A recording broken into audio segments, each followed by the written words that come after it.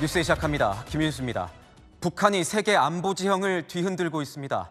러시아에 12,000명에 달하는 북한군을 파병하면서 북러 관계는 피로 맺어진 혈맹으로 진화 중입니다. 3차 세계대전으로 향하는 첫 단계가 될 거란 우려까지 나오지만 북한군은 아랑곳 없이 전쟁 준비에 박차를 가하고 있습니다. 오늘은 러시아군 캠프에서 보급품을 받는 이 북한군의 모습으로 추정되는 영상까지 새롭게 공개됐습니다. 오늘의 첫 소식, 서주희 기자가 보도합니다. 군복을 입은 남성 수십여 명이 줄지어 서 있습니다. 이들은 서양인 군인에게 보급품을 하나씩 받습니다. 그런데 북한 억양 목소리가 들립니다. 북한말로 병사들을 통제하는 듯한 모습입니다. 현지 시각 어제 우크라이나 군 산하기관인 전략소통정보보안센터가 촬영한 27초짜리 영상을 공개했습니다. 장소는 러시아 연해주 세르게예프스키 훈련장으로 입수 경위는 밝히지 않고 72시간 내 촬영된 것이라고 알렸습니다. 북한 국경에서 약 230km가량 떨어진 세르게예프스키 훈련장은 북한군이 주둔하고 있는 것으로 파악된 우수리스크 군사시설과도 차로 1시간 거리에 있습니다. 해당 기관은 우크라이나전 배치를 준비하는 북한군이 러시아 장비를 착용하는 모습이라고 설명했습니다. 앞서 국가정보원이 어제 북한군 특수부대원 1,500여 명의 러시아 파병 사실을 공식 확인한 가운데 북한군으로 추정되는 사람들이 영상에 포착되면서 북한군의 우크라이나전 투입이 임박한 것으로 보입니다. 안드리 시비아 우크라이나 외무장관은 북한이 무기와 인력으로 러시아의 침략을 돕고 있다며 러시아가 북한을 전쟁 당사자급으로 참여시켜 침략을 심각하게 확대하고 있다고 밝혔습니다. 북한군 파병 사실에 대해 러시아 정부는 현재까지 공식 반응을 내놓지 않고 있습니다. 채널A 뉴스 서주입니다. 러시아에서 훈련 중인 북한군이라면서 병사들이 줄지어 뛰어가는 모습을 촬영한 영상도 공개됐습니다. 빠르면 다음 달 초 실전에 투입될 거란 전망도 나옵니다. 이어서 우형기 기자입니다. 군사기지로 추정되는 곳에서 군장을 맨 군인 수십 명이 이동합니다. 줄지어 걸어가거나 뛰기도 합니다. 영상 속 대화에서는 북한 억양의 목소리가 들립니다. 친러시아군 텔레그램 채널 파라팩스가 공개한 영상으로 러시아에 파병된 북한군 훈련 정황이 담겼습니다. Их миллионы тут. Вот новые подкрепления. 파라팩스 측은 촬영 장소가 러시아 연해주 세르기예프스키 훈련소라고 주장했습니다. 한 미국 매체도 영상 속 군인 군복에 부착된 러시아 동부 군사부대 상징과 위성 사진 등을 근거로 같은 곳으로 추정했습니다. 우크라이나는 북한군 만여 명이 러시아 동부에서 파병 준비를 하고 있고 다음 달 1일쯤 참전 준비를 마칠 것이라고 주장했습니다. 보통 파병 사전 교육에 수주가량의 시간이 걸리는 것을 감안하면 11월 초부터 실제로 참전할 가능성도 적지 않다고 봅니다. 앞서 국정원은 연해주 우스리스크와 하바롭스크 등 러시아 군사시설에서 훈련 중인 북한군 수백 명을 촬영한 위성 사진도 공개했습니다. 조만간 2차 수송 작전도 진행될 것이라고 판단하고 있습니다. 전문가들은 수천 명 이상의 북한군은 러시아를 가로지르는 대륙 횡단 열차로 고위급들은 수송기나 함정 등을 통해 이동할 것으로 보고 있습니다. 채널A 뉴스 우현기입니다. 우리 정부 당국은 북한이 파병 사실을 숨기기 위해서 이 러시아 내 동양계인 시베리아 원주민으로 신분 위장에 나선 것으로 보고 있습니다. 러시아 군복의 무기, 위조 신분증까지 동원됐습니다. 정현주 기자입니다. 러시아에 파병된 북한군은 러시아 군복과 러시아제 무기를 지급받은 것으로 알려졌습니다. 우리 정보 당국은 이런 사실을 숨기기 위한 러북의 기만책 중 하나가 위조 신분증인 것으로 파악하고 있습니다. 러시아가 북한군에 지급한 위조 신분증은 러시아 소수민족인 시베리아 야쿠티아, 브라티아 공화국 주민의 가짜 신분증인 것으로 알려졌습니다. 야쿠티아는 러시아 연방 북부에 있는 자치공화국이고 브라티아는 동부 시베리아에 있는 연방 소속 공화국입니다. 튀르크계인 야쿠티아, 몽골계인 브라티아인들의 외모가 북한인들과 비슷한 것이 위장에 적합하다고 러시아가 판단한 것으로 보입니다. 전문가들은 특히 브라티아에 수십 개의 언어가 존재해 북한말을 써도 쉽게 적발되지 않는다는 점도 작용한 것으로 보고 있습니다. 야쿠치아와 브라치아 지역 주민들은 뚜르크계와 몽골계 민족으로 외모가 동아시아인과 매우 비슷하고 또 언어도 다양해서 북한인과 구별이 어렵습니다. 국정원은 러시아에 파병된 북한군이 극동 지역인 블라디보스토크 등에 분산돼 현재 러시아군 분대에 주둔하고 있으며 적응 훈련을 마치면 곧바로 전선에 투입될 것으로 전망했습니다. 채널A 뉴스 정현주입니다. 러시아에 파병된 북한 군인들은 폭풍 군단으로 불리는 최정예 특수부대입니다. 1968년 청와대를 습격했던 김신조 부대와 뿌리가 같습니다. 최수연 기자의 보도입니다. 북한 특수작전부대인 11군단 예하의 이른바 폭풍군단은 남한의 특전사와 유사하며 북한에서도 최정예 부대로 꼽힙니다. 숨은 영웅들이 많다고 했습니다. 주적이라고 하는 대한민국 침투 훈련을 굉장히 많이 했던 군인들이기 때문에 비밀리에 실전을 경험했다라고. 군사 전문가들은 땅굴을 비롯해 잠수함, 공기 부양정, 고속 상륙정 등 다양한 침투 수단을 이용해 주요 시설을 타격하고 요인을 암살하는 일을 벌이고 있다고 말합니다. 국정원은 북한 김정은 위원장이 지난달 11일과 이달 2일 두 차례에 걸쳐 파병될 특수전 부대를 직접 시찰했다고 밝혔는데 이 부대가 폭풍 군단인 것으로 추정됩니다. 김정은 동지께서는 비호같이 훈련장을 주름잡는 군인들을 대견하고 만족하게 바라보시며 폭풍군단은 1968년 청와대 습격 사건을 일으킨 일명 김신조 부대의 후신으로 알려져 있습니다. 언제나 준비된 이 군대의 무쇠주먹 특수작전군 총대가 북한은 4개 여단 12,000명의 파병을 결정한 것으로 파악되는데 이는 전체 폭풍군단의 15에서 30% 규모인 것으로 전해집니다. 전문가들은 이들이 기존 러시아군 편제에 편입돼 작전을 수행할 가능성이 높다고 분석했습니다. 채널A 뉴스 최순입니다. 북한군의 러시아 파병으로 우크라이나 전쟁 판도는 물론 한반도 정세까지 위협받게 됐습니다. 이번을 명분으로 삼아서 다음엔 러시아가 북한을 도와 이 한반도 분쟁에 개입할 가능성이 생긴 겁니다. 김용성 기자가 취재했습니다.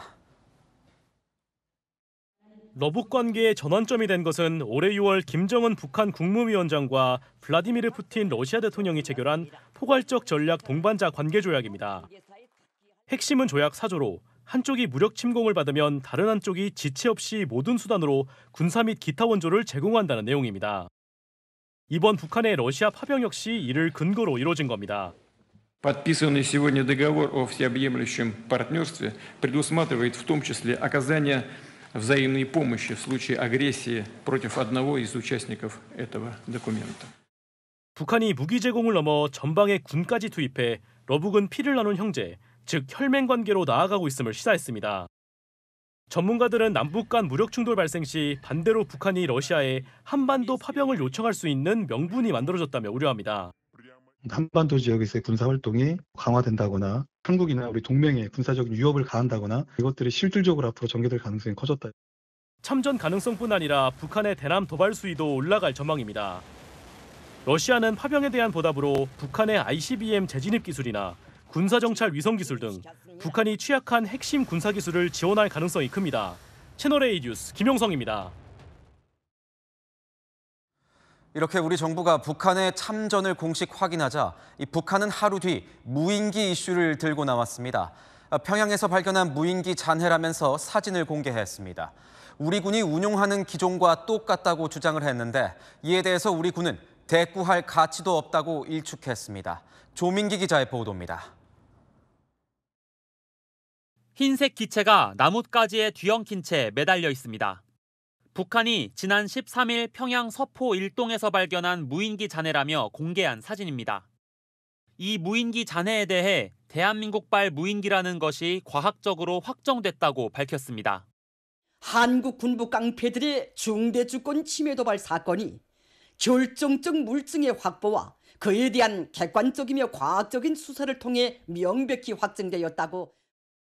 북한은 지난 국군의 날 행사 때 우리 군이 공개한 원거리 정찰용 소형 드론과 같은 기종이라고 주장했습니다. 이를 증명하려는 듯 우리 측 무인기 사진도 다수 함께 공개하며 추가 발견 시에는 보복하겠다고 협박도 했습니다. 진범행위가 또다시 발견 확정될 때에는 선전포고로 간주될 것이며 즉시적인 보복 공격이 가해질 것이라고 경고했습니다. 다만 북한은 이 무인기가 이번 달 초 3차례 평양 중심부에 출현해 전단을 살포한 무인기인지는 결론짓진 않았습니다. 앞서 지난 1일 우리 군은 퍼레이드에서 소형 정찰 드론 여러 대를 군용 차량에 탑재해 공개한 바 있습니다.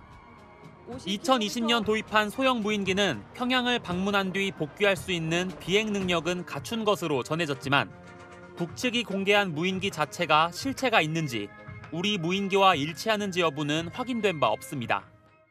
우리 군은 북한의 발표에 대해 확인해 줄 수 없고 대꾸할 가치도 없다며 전략적 모호성을 유지했습니다. 채널A 뉴스 조민기입니다. 네, 김열수 한국군사연구원 안보전략실장과 함께 이야기 더 이어가도록 하겠습니다. 네, 안녕하세요. 네, 실장님. 이번에 북한이 러시아에 이 군을 파병했습니다. 이렇게 된다면 나중에 이제 남북 간에 분쟁이 생긴다면 러시아도 군사를 보내게 되는 겁니까? 어떻게 네, 되는 겁니까? 그렇게 되는 거죠. 올해 6월 달에 푸틴이 북한을 방북해가지고 포괄적 전략 협정을 맺었잖아요. 그 제4조에 의하면 전쟁이 일어나면 양국은 지체 없이 군사 및 기타 원조를 하도록 돼 있거든요. 그런 차원에서 보면 지금 북한이 러시아에 이제 총포탄뿐만 아니라 병력을 지원하는 거고, 반대로 한반도에서 그런 불상사가 일어나면 러시아가 개입해서 북한을 지원하게 되는 것이죠. 북한은 이번에 최정예 부대를 파병했습니다. 그에 따른 대가는 뭡니까? 아무래도 이제 제일 큰 게 군사적인 문제일 겁니다. 그 두 가지가 있어요. 하나는 이제 군사 장비가 있을 거고, 하나는 첨단 군사 기술이 있을 거예요. 그러니까 군사 장비로서는 북한이 제일 급한 것이 공군기입니다. 공군 전투기요. 그것이 이제 아마 제일 급할 거고, 그다음에 이제 군사 기술로는 아무래도 ICBM의 재진입 기술이라든지 다탄두 기술이라든지 또는 핵 추진 잠수함 기술이라든지 정찰 위성과 관련된 기술이라든지 이런 것들을 아마 요구할 가능성이 있다고 봐야죠. 이런 군사적인 대가 말고 외화벌이에 쓰일 것이다 뭐 이런 얘기도 있던데 이건 어떤 분석입니까? 그렇죠. 왜 그러냐면 지금 12,000명이 가잖아요. 그런데 지금 러시아에서 용병을 구하기 위해서 용병한테 돈을 얼마나 준다고 선전을 하고 있느냐 하면 300만 원에서 400만 원 준다고 얘기했고요. 만일 쿠바 군이 또는 쿠바 사람들이 용병으로 오게 될 경우에 쿠바 군인들이 받는 봉급의 80배를 준다고까지 얘기를 했습니다. 네.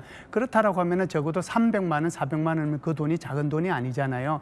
이 돈이 북한 군인들한테 직접 가는 것이 아니고 전부 다 김정은의 통치 자금으로 가기 때문에 거기에 아마 의미를 둘 겁니다. 그렇다면 이번에 파병되는 북한군은 뭐 최전방에 투입되는 겁니까?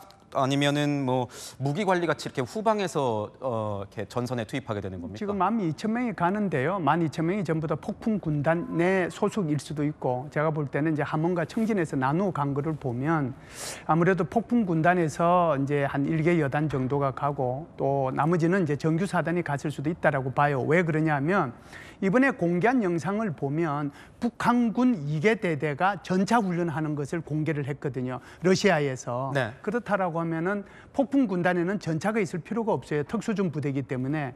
그렇다라고 하면 이게 폭풍 군단 전체일 수도 있지만, 그러니까 폭풍 군단만으로 구성된 12,000명일 수도 있지만, 또 다른 면으로 보면 다른 1개 사단이 가고 폭풍 군단의 소속의 한 1개 여단이 갈 수도 있다, 이렇게 보고요. 그 인원뿐만 아니라 기술자도 같이 가게 되는 것이죠. 기술자라 하면은 뭐 미사일 관리 부대까지 아마 투입된 것 같다, 뭐 이런 얘기가 나오고 있던데, 그렇다면 현재까지 인력 말고 북한 무기는 러시아로 넘어간 게 어느 정도나 되는 겁니까? 네, 앞부분 잠시만 말씀을 드리면요. 지금 이제 이 기술자가 갔다는 것이 왜 그러냐면 작년 8월 달에 김정은이가 미사일 생산 기지를 방문했을 때 그때 김정은이 뒤에서 찍힌 사진 그 얼굴하고 이번에 우크라이나 전선에서 찍힌 그 얼굴하고 AI 기술을 적용하니까 80%가 같아요. 그러니까 동일 인물인 거죠.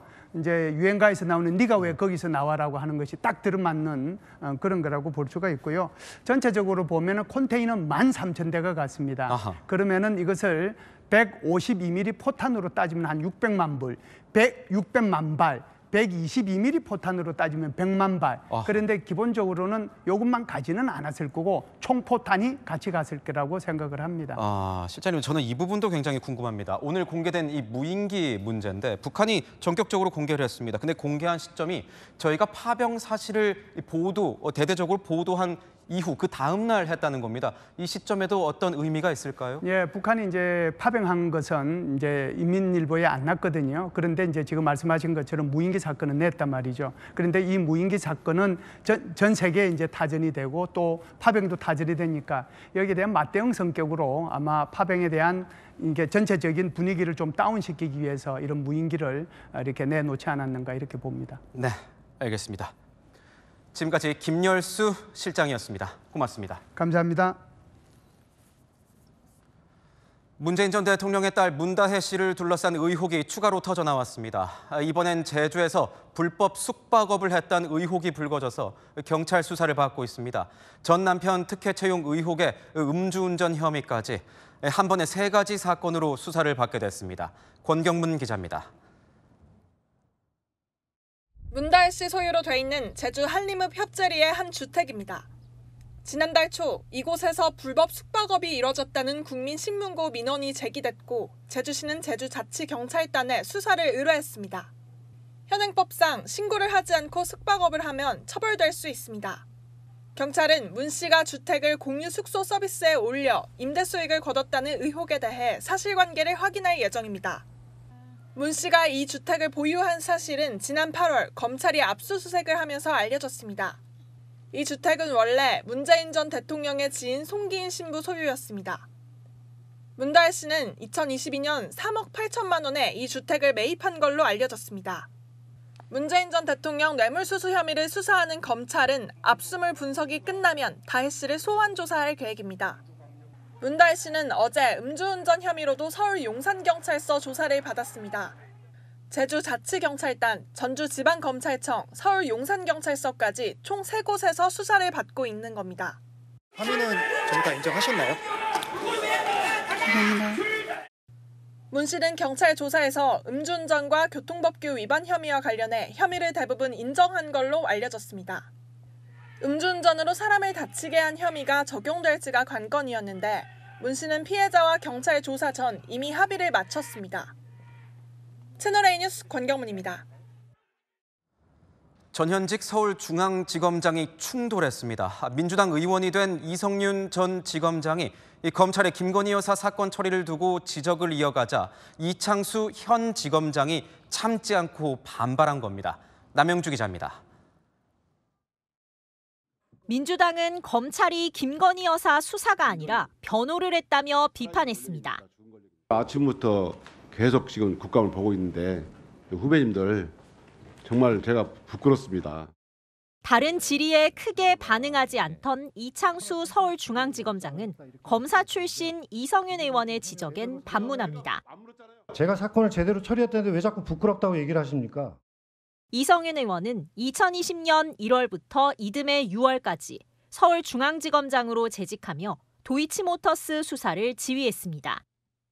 이창수 지검장은 지난 5월 취임했습니다. 살아있는 권력을 불기소해놓고 아침 지금까지 입에 침이 마르도록 변호를 해주고 있어요. 정말 국민들이 변호를 하는 것이 조용히 아니라 하세요. 소리 지르지 마십시오. 검찰은 2020년 11월 도이치모터스가 아닌 코바나 컨텐츠 사건으로 압수수색 영장을 청구했다가 기각됐습니다. 민주당은 김 여사 강제 수사를 못한 책임을 추궁합니다. 김건희를 불기소해놓고 여러분들이 이렇게 변호를 하는 걸 보고 국민들이 어떻게 분통하는지 여러분 부끄러우십시오. 저 신발 호적을 확 파버리고 싶어요.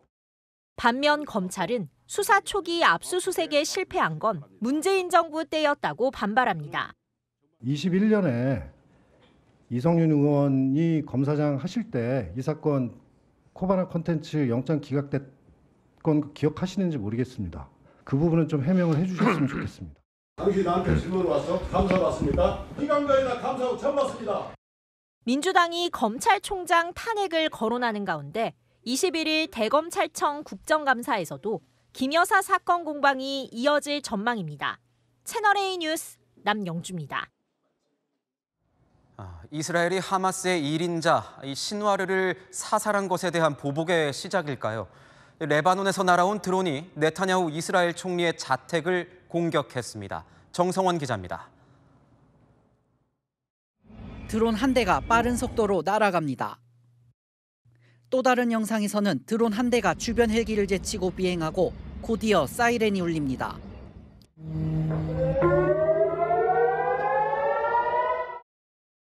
모두 레바논에서 날아온 드론들로 베냐민 네타냐후 이스라엘 총리의 사절을 노린 겁니다.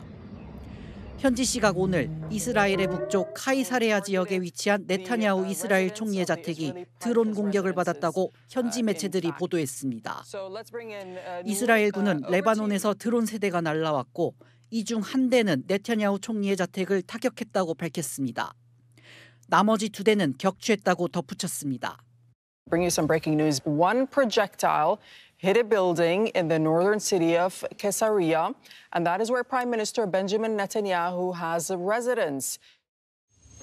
자택 일부가 부서졌지만 네타냐후 총리와 배우자는 공습 당시 집에 없어 인명 피해는 없었다고 이스라엘 총리실은 밝혔습니다. 또 이스라엘 언론은 헤즈볼라의 드론이라고 추정했지만 헤즈볼라는 어떤 입장도 내놓지 않고 있다고 로이터는 전했습니다. 이스라엘 안보당국은 드론이 이스라엘 영토로 침투한 것을 매우 심각한 보안 실패로 보고 관련 조사를 시작했다고 현지 언론은 전했습니다. 채널A 뉴스 정성원입니다.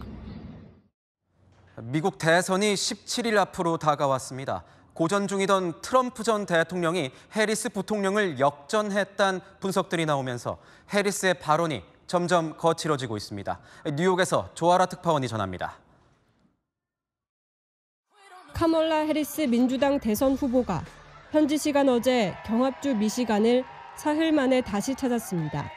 도널드 트럼프 공화당 대선 후보가 체력 문제로 인터뷰를 취소하고 있다며 고령 리스크를 재차 부각했습니다. Well, if you are exhausted on the campaign trail, it raises real questions about whether you are fit for the toughest job in the world. 같은 날 미시간에 도착한 트럼프는 해리스 주장을 바로 맞받아칩니다. I'm not even tired. I'm really exhilarated. You know why? We're killing her in the polls because the American people don't want her. 해리스가 트럼프에 대한 견제 수위를 높이는 것은 지지율 정체에 대한 위기감 반영이라는 해석이 나옵니다. 그동안 전국 지지율에서 해리스는 트럼프를 근소하게 앞서왔지만 최근엔 이 구도가 뒤집힌 여론조사도 나타났습니다. 해리스는 트럼프 전 대통령 재임 당시 노동자들이 줄줄이 해고됐다며 미시간 노동자 표심을 공략했고 반대로 트럼프는 자신이 오히려 일자리를 지키는 후보라고 반격했습니다. This man, who never had to work a job that came with calloused hands or an hourly wage, right? Detroit has such great potential, but Kamala and the Democrats have been wreaking havoc on this place. 해리스는 첫 사전 대면 투표가 진행되는 현지 시간 19일에도 미시간에 찾아 지지층 표심을 끌어모으겠다는 계획입니다. 뉴욕에서 채널A 뉴스 조아라입니다. 어젯밤 남부지방엔 강한 바람이 불고 번개를 동반한 비까지 내렸습니다. 항공편들이 대거 지연되거나 결항됐고 이 빗길 교통사고도 이어졌습니다. 홍진우 기자입니다. 고속도로 한가운데 차량이 넘어져 있습니다. 소방대원들이 내부의 빛을 비추며 탑승자를 찾습니다.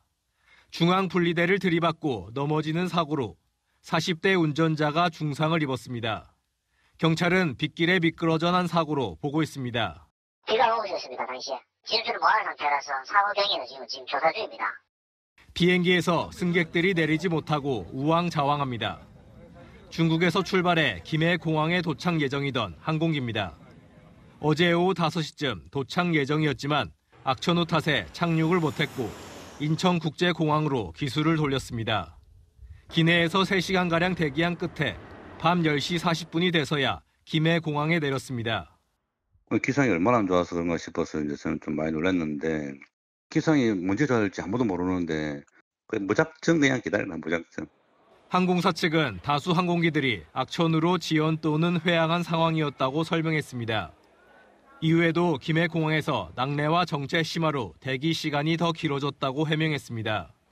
김해 공항에선 악천후로 100여 편에 가까운 항공기가 결항 또는 지연된 것으로 알려집니다.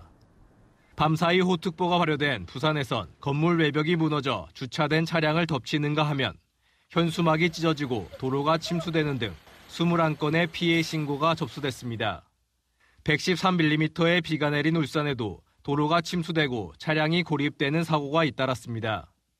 현재 일부 해안가와 제주에 강풍특보가 발효돼 있습니다.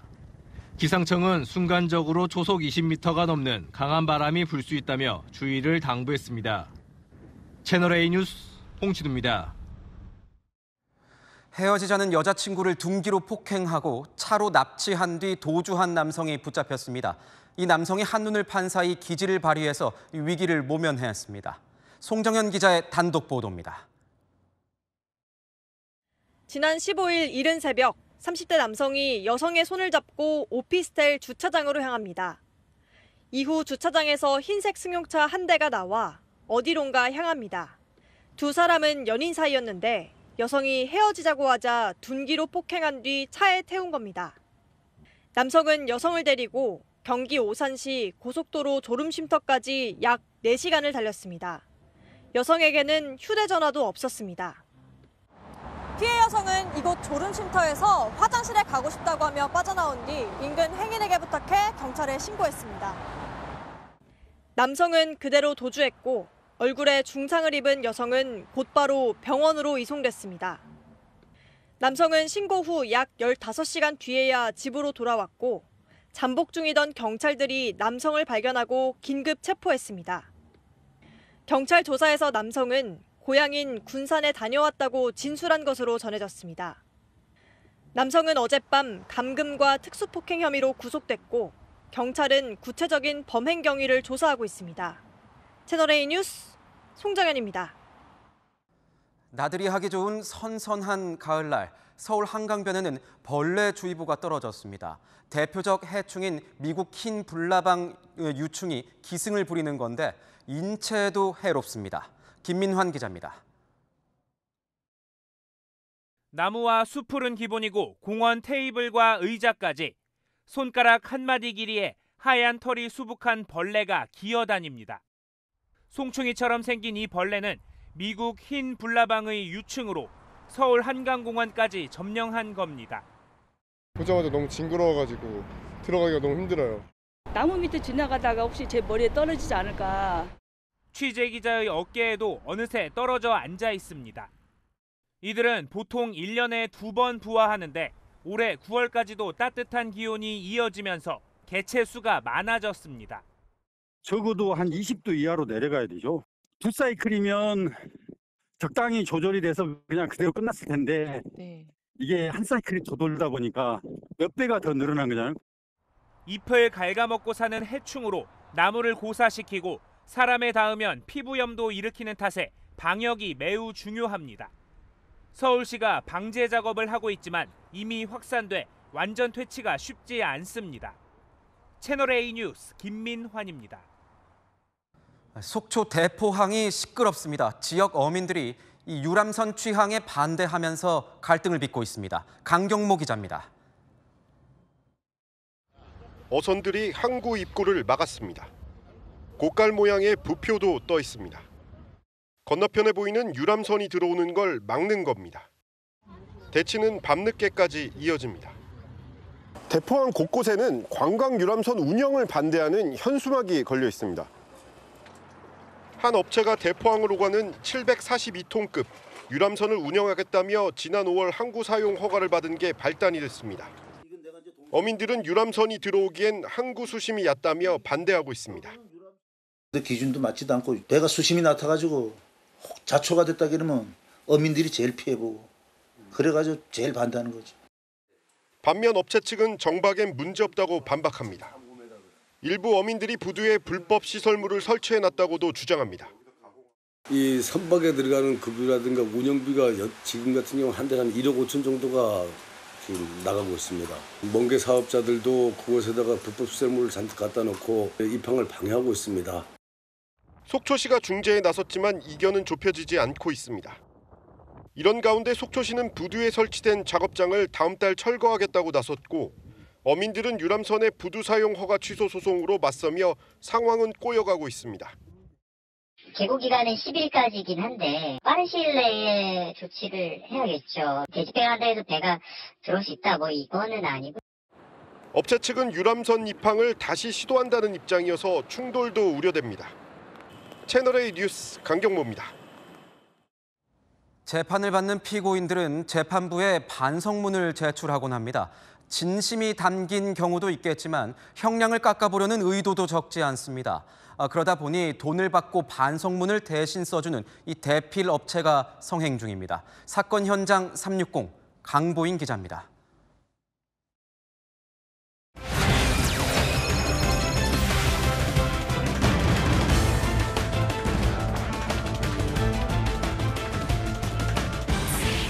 죄를 졌지만 진지하게 반성한다는 이유로 선처를 받는 사람들이 있습니다. 이들이 낼 반성문을 돈을 받고 대신 써주는 업체들도 있다고 합니다. 대필 반성문, 어디서 어떻게 만들어지는지 추적했습니다. 온라인상에는 반성문을 저렴한 가격에 대필해준다는 광고가 즐비합니다. 한 구당 5, 6만 원가량 받고 반성문과 탄원서를 써준다는 한 법무법인을 찾았습니다. 탄원서 반성문을 많게는 100도 넘게 하는 분이 계세요. 어린 나이대의 글투도 대필이 가능하다고 말합니다. 초등학생, 중학생, 고등학생 많이 써요. 질문하는 보고 저희가 쓰는 거라 티가 날 수가 없어요. 5만 원에 비대면으로 대필해주는 행정사도 있습니다. 5만 원이에요. 2시간 정도 작성해드리거든요. 음주운전 단속에 걸렸다며 직접 반성문을 의뢰해봤습니다. 금주하고 있다부터 가족 이야기까지 사전에 전달하지 않은 내용들이 추가됐습니다.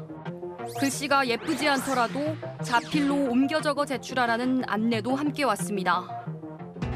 실제 재판에서도 반성문을 많이 내면 효과가 있을까?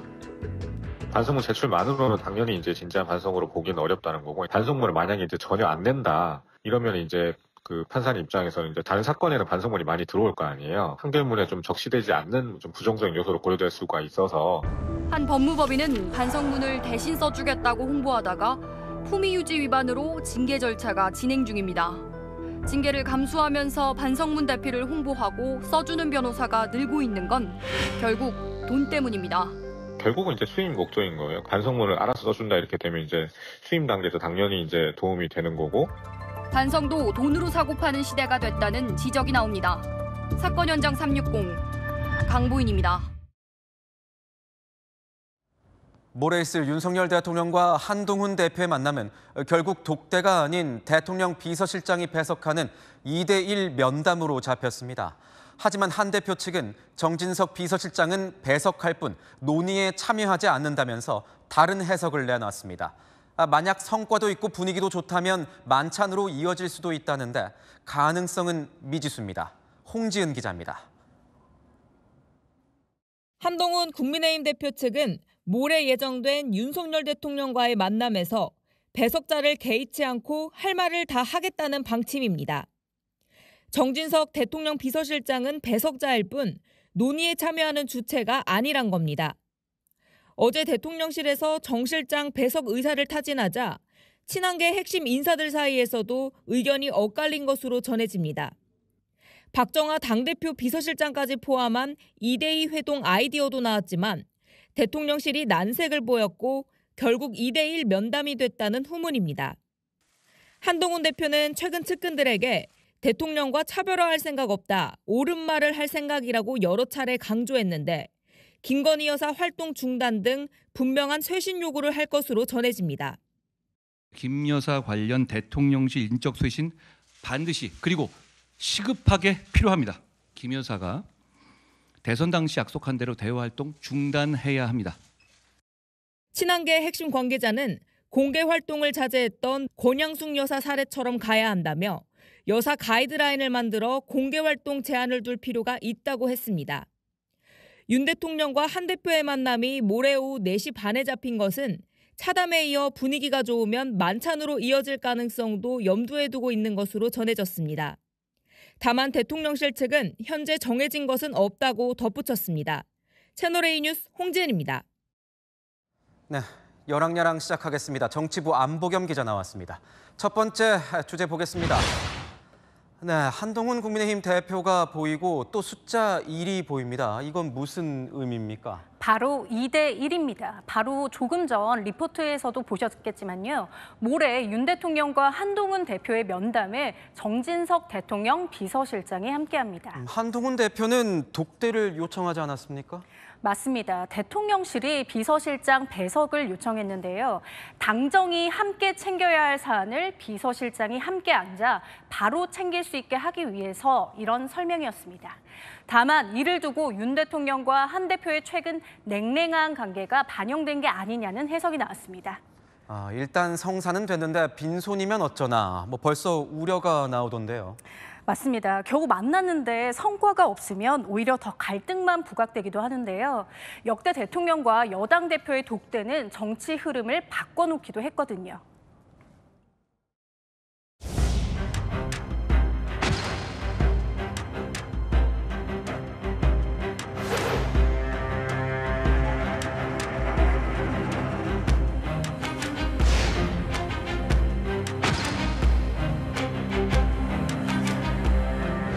아주 좋은 분위기 속에서 나라를 걱정하는 많은 이야기를 나누었습니다.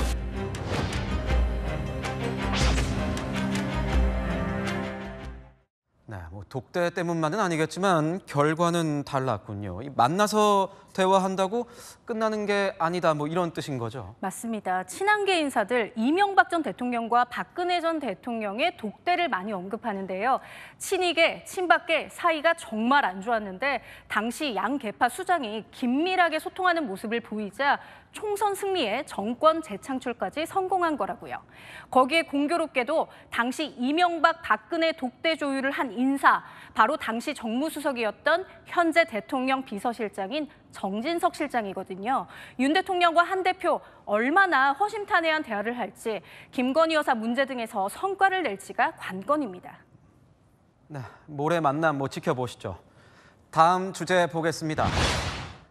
김혜란 이 국민의힘 대변인과 김건희 여사가 보이는데 오빠 후폭풍, 이건 무슨 내용입니까? 네, 김혜란 국민의힘 대변인이 SNS에 쓴 오빠라는 단어가 논란을 촉발시켰는데요.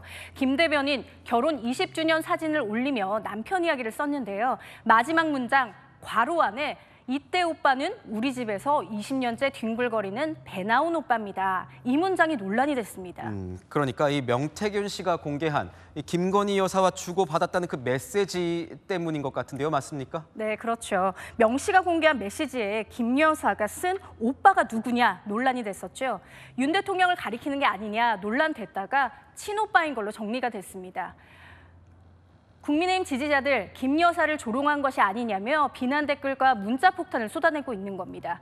김 대변인은 논란이 된 부분을 삭제했지만요. 문제가 전혀 없다는 입장입니다. 자신을 향해 욕설이나 과도한 비난을 한 당 지지자들에게도 문명사회에서 묵과할 수 없는 중대 범죄 행위라고도 발끈했고요. 이 논란이 계속 커지고 있는 것 같습니다. 네, 지지자들을 넘어서요. 이 친윤계, 친한계 충돌로 번지는 양상입니다. 이 친윤계는 당 대변인직 사퇴까지 요구했고요. 관로까지 쳐놓고서 이때 오빠는이라고 쓴 건 명백히 의도적인 조롱이라고 생각합니다. 사과 안 하고 법적 대응할 거면 대변인직 내려놓고 하라고 얘기하고 싶습니다. 의원들 단체 대화방에서도 경솔하고 부적절하다, 엄중하게 다루고 징계해야 한다 논란이 됐고요. 추경호 원내대표 적절한 대응 조치 검토하겠다고 썼다고 합니다. 한동훈 대표가 임명한 대변인인데요. 아직 입장을 내놓지는 않고 있습니다. 다음 주 월요일 윤 대통령과 한 대표의 면담을 앞두고 터진 오빠 조롱 논란, 여권 내부 분위기 아슬아슬합니다. 네, 지금까지 여랑야랑이었습니다. 이제 우주인도 명품 시대입니다. 명품 브랜드들이 차세대 우주복 개발에 나섰습니다. 임종민 기자입니다. 대형 우주 비행사가 우주를 유영하듯 쇼핑몰 안으로 들어옵니다. 기존의 우주복과 달리 곳곳에 붉은색 띠가 달려 있습니다. 한 패션 명품 업체와 미국 우주기업 엑시엄 스페이스가 만든 차세대 달 우주복입니다. 2026년 9월로 예정된 아르테미스 3호 비행사들이 가장 먼저 입괴됩니다. 1972년 아폴로 17호 이후 반세기 만에 추진되는 달 유인 착륙선입니다. 소재를 다루는 명품 업체가 협업한 만큼 우주복의 기능에 집중했습니다. 팔다리 관절 움직임이 쉽고 열 반사가 가능케 했습니다. 밤 기온 영하 200도 안팎의 극한 기온에 최소 2시간 견딜 수 있습니다. 부츠는 하루 최소 8시간 우주 유영이 가능토록 설계했습니다. We've blended engineering, science, and art to produce the ultimate garment for future moonwalkers. 1969년 인류 최초로 달에 착륙한 아폴로 11호. It has a stark beauty all its own. It's like much of the high desert of the United States. It's different, but it's very pretty out here. 비행사들이 찬 이른바 문워치는 한 명품 시계 업체가 만든 겁니다. 당시 나사의 비밀 테스트에 유일하게 통과한 제품입니다. 우주와 협업만으로도 마케팅이 되면서 기업들이 우주 개척에 손을 보태고 있습니다. 채널A 뉴스 임종민입니다. 프로야구 삼성이 LG를 누르고 한국 시리즈 진출을 확정했습니다. 이현용 기자가 보도합니다. 외인 투수 레이스와 엔스를 선발로 내세워 팽팽한 영예 대결을 펼친 삼성과 LG. 균형이 깨진 건 무려 8회였습니다. 삼성 베테랑 포수 강민호가 손주영의 시속 146km 빠른 공을 퍼올렸습니다. 하이패스볼을 강민호 선수가 완벽하게 노렸고 이 공이 잠실야구장을 넘어갑니다. 2004년 데뷔 후 한 번도 한국 시리즈 무대에 오르지 못했던 강민호는 포효했습니다. 양팀 통틀어 오늘 나온 유일한 타점입니다. 이 한 방으로 삼성은 플레이오프 3승 1패를 거두며 9년 만에 한국 시리즈에 진출했습니다. LG는 9회 말 투아웃 상황에서 강타자 오스틴이 한 방을 노렸지만 무위에 그쳤습니다. 강민호는 오늘의 MVP로 선정됐고 2경기 2승을 작성한 투수 레이스는 플레이오프 MVP로 뽑혔습니다. 말로 표현할 수 없을 만큼 굉장히 기쁘고요. 좀 힘든 경기였는데 그래도 제가 또 결정적인 홈런을 쳐가지고 제가 한국 시리즈를 후배들이 이끌 수 있다는 것에 대해서 기분 좋게 생각하고 있습니다. 상대는 일찌감치 한국 시리즈에 선착한 기아 타이거즈입니다. 삼성과 기아의 한국 시리즈는 31년 만입니다. 당시엔 기아가 우승했습니다. 한국 시리즈는 7전 4승제로 진행됩니다. 가을 야구 전 경기 매진 속 한국 시리즈 1차전은 모레 광주에서 열립니다. 채널A 뉴스 이현용입니다. 오늘 비는 수도권을 제외하고 밤에 대부분 그칩니다. 제주는 내일 아침까지 좀 더 내리겠고요. 양은 5에서 40mm 정도입니다. 가을바람은 노새 귀를 뚫는다는 속담이 있죠. 그만큼 매섭다는 뜻인데요. 내일 차가운 가을바람에 기온이 뚝 떨어집니다. 서울은 8도, 파주는 5도로 외투는 필수겠습니다. 내일은 전국 하늘이 맑습니다. 다만 강한 바람이 불어오는데요. 해상에도 최고 7m로 매우 높은 물결이 일겠습니다. 강원 산간에는 한파주의보가 내려졌습니다. 특히 경기 북부와 강원에는 서리와 얼음 유의하셔야겠습니다. 아침 기온은 대관령이 4도, 대전과 강릉이 9도까지 내려갑니다. 한낮에는 서울과 대전 18도, 광주와 부산 20도에 머물겠습니다. 다음 주 화요일에는 전국에 비가 내립니다. 날씨였습니다. 북한이 최정예군 12,000명을 파병합니다. 당연히 공짜는 아닐 테고 러시아의 대가를 요구할 겁니다. 핵 추진 잠수함 기술이나 ICBM 재진입 기술을 받아낼 수도 있습니다. 남북한이 충돌할 때 러시아군 참전 명분까지 생겼습니다. 러시아를 등에 업은 북한, 언제 어떤 도발을 할지 모릅니다. 마침표 찍겠습니다. 새로운 위협에 직면하다. 뉴스에이 마칩니다. 고맙습니다.